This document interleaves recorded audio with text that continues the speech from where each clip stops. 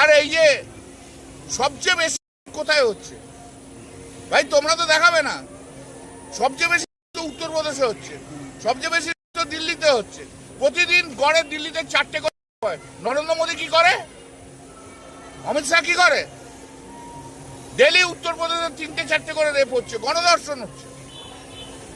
উত্তরপ্রদেশে গণধর্ষণ করে, একজন মহিলাকে গণধর্ষণ করে তারা জেলে গেল, 10 দিনের মধ্যে বেল পেয়ে গেল। সে বেল পাওয়া যাওয়ার পর আসছে।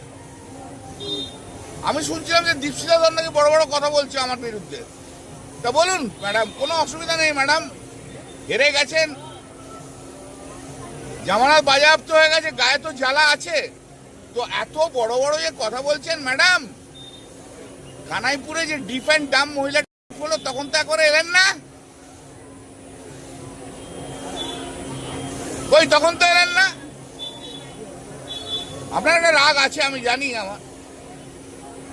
আর এটাকে পাপিয়া অধিকারী না কে আছে না, ফিল্মস্টার না কি আছে, সে নাকি আমাকে বলে যে ল্যাম্প পোস্টে বেঁধে মারবে।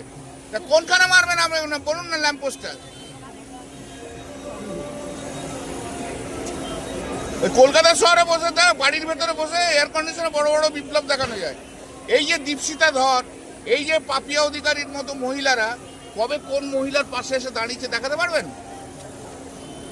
দুস্থ কোন মহিলার পাশে এসে দাঁড়িয়েছে?